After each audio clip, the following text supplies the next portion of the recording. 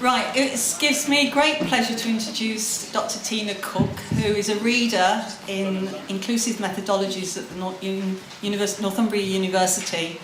A reader is the equivalent to associate professor in the North American scheme of things. Tina comes with great credentials. She was a practitioner, was a teacher. She has moved into research. She is very much committed to letting the voices of the marginalised be heard, and particularly she is committed to participatory practice. Tina has those credentials as a researcher and as a practitioner, but she also has the credentials that she's crossed disciplines. She worked mostly in special education initially, but now has moved over into the health field and healthcare field. And so she has crossed boundaries, and this is an important thing for us to do in action research. So without more to do, let's welcome Tina.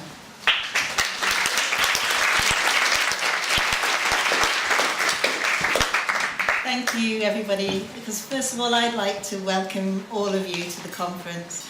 Some of you are old hands at this now, but some of you are new, and it's specifically to the new people today that we'd like to extend our welcome to this gathering, which has a long-standing reputation, as Jane said, as a place of sharing and learning. But a word of caution if you think that sharing and learning sounds like this is going to be an easy ride, as I'm going to suggest today that the quality of an action research activity lies in it being a bumpy ride, so you might want to prepare yourselves for the day. I've prepared myself. I have never, this is a first for me, I have never written a presentation and read from it before, but I'm going to do it this morning because I have a bit of a reputation for getting over enthusiastic and going off piste and taking up too much time. We've only got a bit of time, so I hope you'll forgive me for hopefully keeping on track.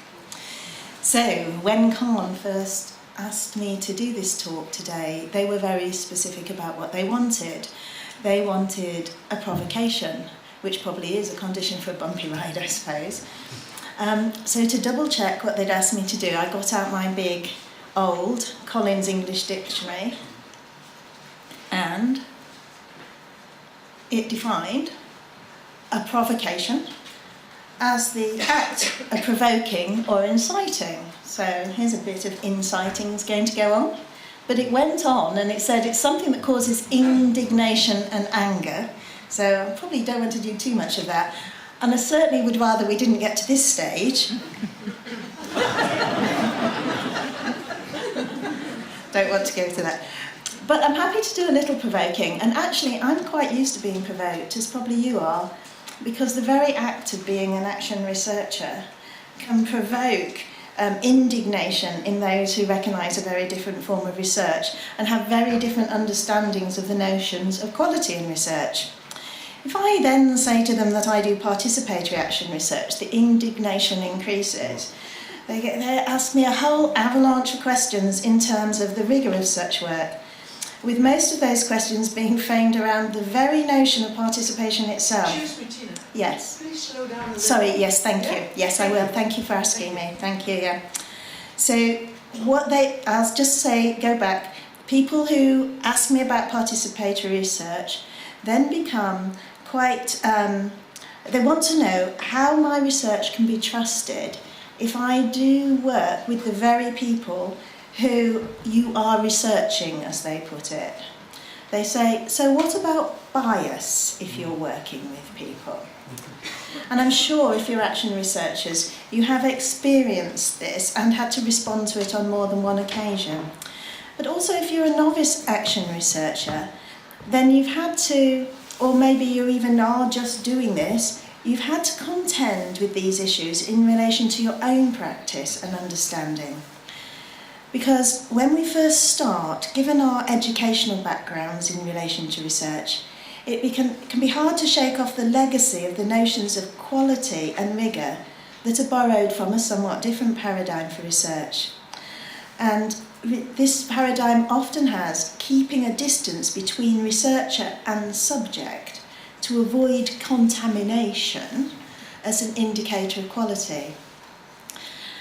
And this sits on your shoulder even when you know it comes from a different research paradigm that has a different function and purpose. There seems to be some hard wiring in us, doesn't there, that makes us think that collaboration is a terrible form of bias that should be eradicated at source. So it's my contention that key indicators of quality in action research are found in precisely the area where we all get contaminated by each other, in collaboration. So, wrong ways. So this is my provocation for the day. The quality of participatory action research lies in the nature of co-labouring, and an indicator of the quality of co-labouring is the presence of mess. So, let's start with participation in this. What do we mean by participation? Well, it can merely mean to take part, and I'm sure we've all had an opportunity of doing that. We can vote, which is taking part. But we may not always be happy about the choices that we have to vote for. I'm sure we've all had an experience of that probably quite recently. So when we vote, we actually vote for something that we would prefer rather than something that we'd really want. And we can end up voting for something that we don't want anyway. But we have participated in the decision making. So one issue here is that we've not participated in defining the question. So if you think at the start of research, who typically initiates a research question? And are we sure that the questions asked are always the ones that are really of interest to a community of practice? Or are people like me just deciding something might be of interest to them, and people are voting to say whether it might just be so, it might be of interest?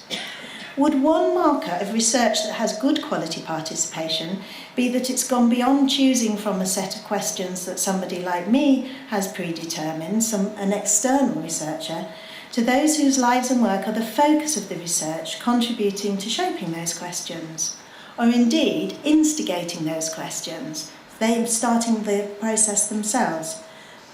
This would certainly seem to be a start for participation. And if we take it to its logical conclusion, for something to be participatory, people whose lives are affected by the research might need to participate in not just defining the research question, but in all stages of the research. And this is something Robert McTaggart pointed out a number of years ago now, that participation on behalf of those should affect all parts of the research, all aspects of the research. But taking his words out of context, as I have there, this looks a little bit formulaic. So people whose lives are directly affected by the issue being tackled by this research, if they take part in all stages of the research, then it must be participatory. Well, no, he's not saying that, and neither are we. It's something about the quality of the participation that has to be explored. So then that's the next question. What is quality participation? Well, as you can see, my first provocation was that quality lies not just in a framework for practice. It's not a tick box to say people have been engaged in every bit of the research, but it's in the way we work together. That quality in participatory research is found in the way we do things. It's not just any old working together, because working together has often come to mean just a gathering of multiple perspectives. And that's known as a way of giving rigour because it's triangulation if we have multiple perspectives. So a sign of quality, as it confirms the research because we know that it's known from a different number, multiple angles, a different set of perspectives. But here's an example of three perspectives on what makes good quality care, and this was particularly with people with learning difficulties. So this was the personal assistant. We asked the personal assistant who worked with people with learning difficulties, what makes good quality care? Do you do a good job? That's what he said. Thought part of his good job was starting the day, making somebody feel good and clean. Then we asked the family member. Family member thought that this personal assistant, Simon, did do a good job, but they had some reservations about the time he came on a Sunday morning, particularly. And they'd like to say, can you come a bit later, but they think he does a good job and they don't want to disrupt things, so they all put up with it. And then we asked Martin what he thought about this. Martin uses augmented communication. He can't actually speak, vocalise. He actually likes the bit before he has to get washed and dressed, because he feels that by the time he's done all of that, he's had enough, and then he's lost his opportunity for doing the things he's interested in. 3 different perspectives. So by gathering these perspectives, we know that there are different perspectives on the same bit of the day, and we can see the issues. And knowing these perspectives means decisions can be made about what to do based on these issues. But who decides on what to do next? Well, the traditional argument would be the external researcher, because of the distancing argument. This is what a man with learning difficulties said about this idea of distance and expert.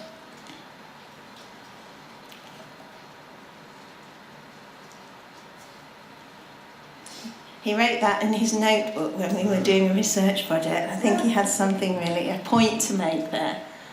So, if we look at this quote from Bloomer, what it says to me is that if we are distanced from the people that we work with, we make up what we think they understand ourselves.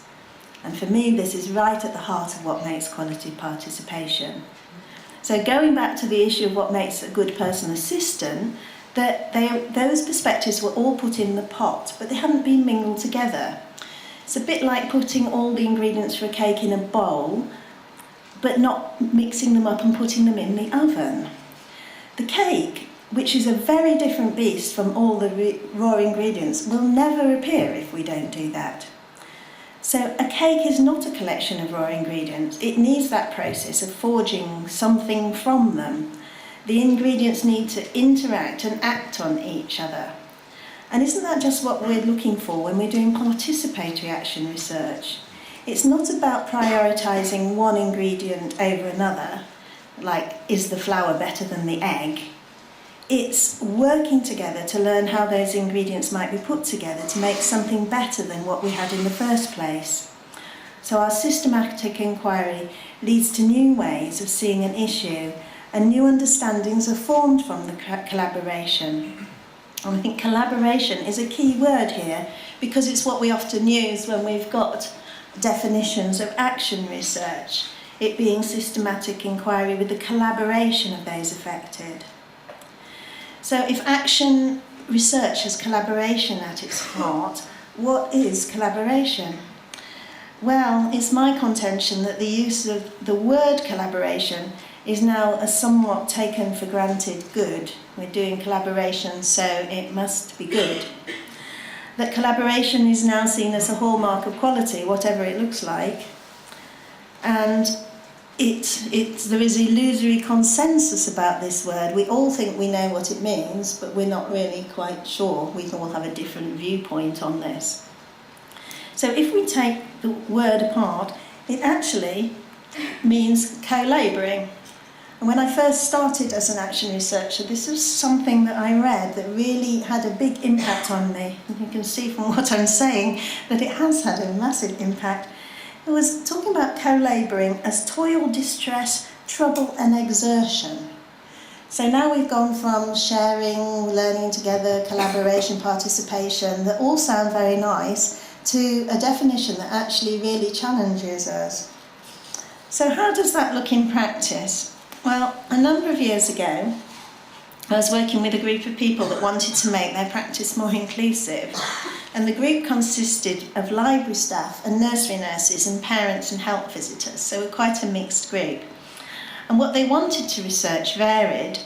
For instance, parents researching issues of inclusion within their own families, and some library staff researched how to be more inclusive of parents in their libraries.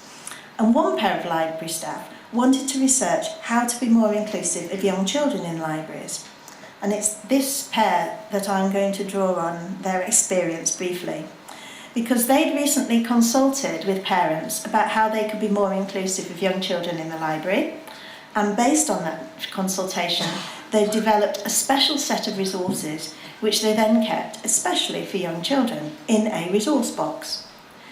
As they felt they'd already researched what they were going to do, they came to the project with an intention to improve what they do, but not fundamentally change their current practice. I just have to move away from here just to demonstrate how they came. And that's them sitting with their handbags on their knee. So I knew we were in for a good start. So their research focus was going to be how to decide on what basis they could choose the resources to go into this resource box, but not whether they should have this separate resource box at all. Remember, and they were researching inclusion.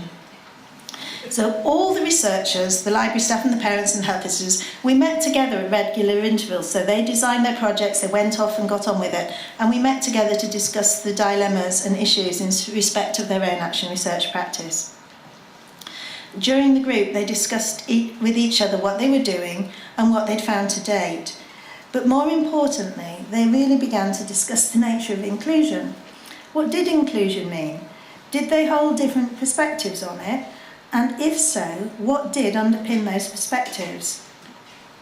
They began to talk about what inclusion looked like in their practice. And by talking together, two key things began to happen.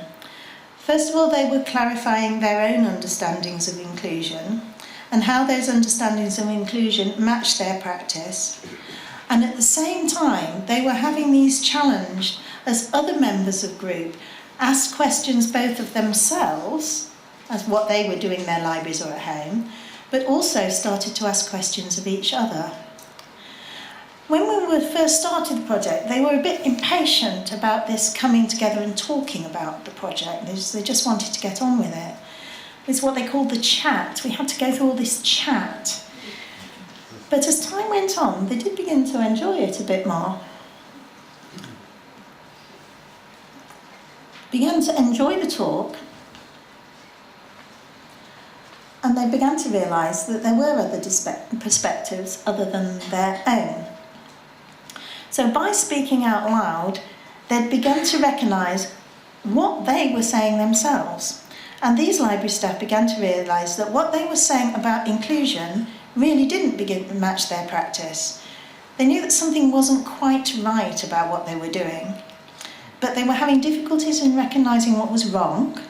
And indeed, they still had these difficulties in even wanting to recognise it, but they were beginning to know they had to. It wasn't because I said they had to, it's because they knew they had to because of the conversations they were having. Explaining why they'd taken certain actions to the group helped them recognise issues that they had been reluctant to explore before, but then they just had to do it. And in fact, often draw on this quote, as what is articulated, once you've said it, it's real. When it's in your brain, it's still running round. You don't have to even address it. Once you've said it, particularly if you've said it to somebody else, it becomes tangible. And if you don't say it, it can just go away. So that's the process they were going through. And for me, this is the process of co-labouring. It's hard work. You have to go to a place you didn't really want to go to. But it's that bit that makes the difference. It's that bit that changes things. And it's that bit that changed things in this project. It destabilised their preferred stories. And however little time I had to get this slide in, because I love this word, mythopoesis. The act of myth-making in which people tell certain stories to justify their preferred interpretation of the world. And don't we all do it? And don't we all interview a lot of people who give us my mythopoesis, and then we write it down as research? And this is why I think co-labouring is so important, because this is where you have to debate those mutually incompatible alternatives, the things you really didn't want to know but then you end up having to do. So for these library staff, having a separate box of resources became an impossible thing to do, and they had to change it. Oh, sorry, I pressed it too hard. That's it.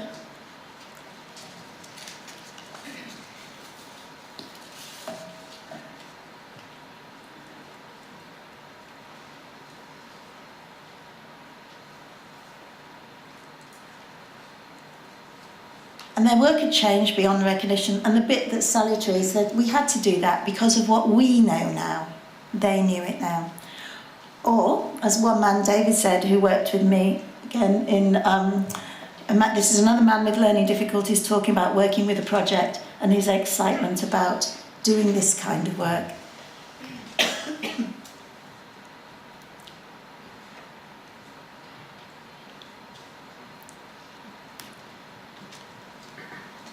Okay, so this is at the heart of the provocation, isn't it?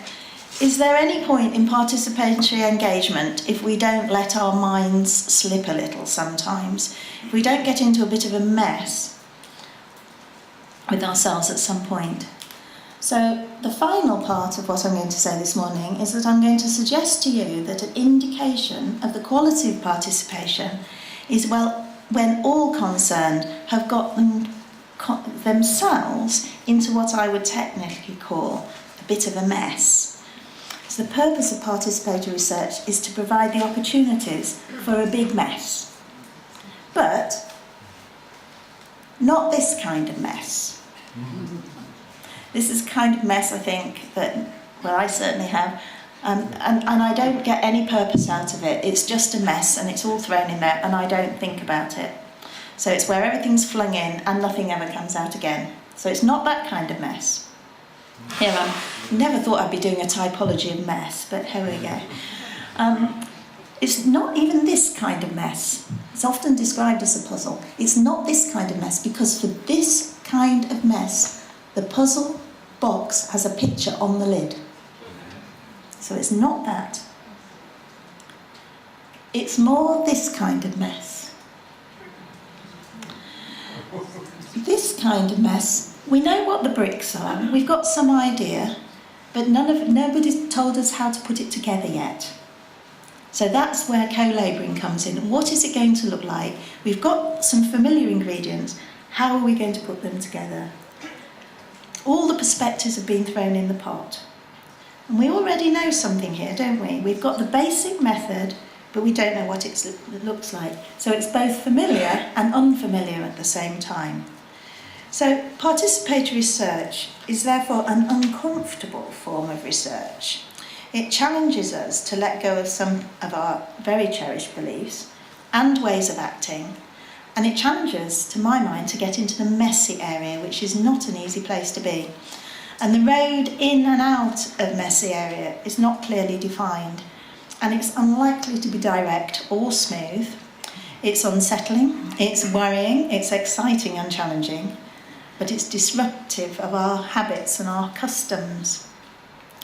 So mess to me is central to things, but suggesting that mess might be part of a process of building rigour into research does require that shift in perception from thinking that tidy, linear and contained is good. And that's one of our kind of histories, isn't it? But it can provide the context for purposeful change based on shared but mutually contested interpretations and understandings. So a key purpose of participatory research, which makes the presence of mess a key indicator of quality, is that disturbing aspect of it. So to finish off, I'm so good with these. Well, this was my provocation that I started with.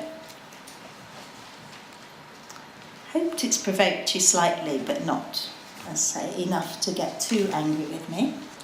But I also have realised I've talked a lot about toil and distress and mess, but I just wanted to let you know it can be fun. This is what, I think this was data analysis, somebody was here at the public. I think this was a data analysis session within a participatory research project.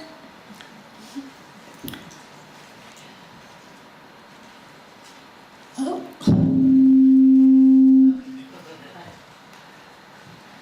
And this was one of the men again, saying about his experience of working, a man with learning difficulties. He called it his little drug. He loved getting all that information going. And I have a little clip. No, I haven't got a little clip. Have I? Sorry, I'm just looking at Jess. Working as a team and also to see how the bits come together and see the final result. I think that was the most important thing, working as a team, like one each other for the trust, and to do one part of the research and others like on the other part of the research, split them in groups. It was a lot of hard work, but like I said, for the group, I think we all enjoyed it. It was also nice to know that you were in a team, and if you didn't get a piece of information, there was somebody there that backed you up and would have the information that you were looking for, and you would just have a discussion about it. And we often found out that in the discussion we came up with even more than we thought at the beginning, and it just went round. The first man has rather a strong Geordie accent, I do have to. Basically what he said is he enjoyed it, believe me. So, I'll leave you with this thought from Andy Goldsworthy, a favourite sculptor of mine. I'd like you to go forth, I'd like you to have a fun day, I'd like you to all join in and get into a messy area. I'd like you to use discussion to critique your own thinking and that of others. You might even get to eat some cake. I think that might be on the cards at some point. And between us, we can challenge our own understandings and learn some new things. And if we get into that messy area, I think that will be a sign of a really good quality day. Thank you.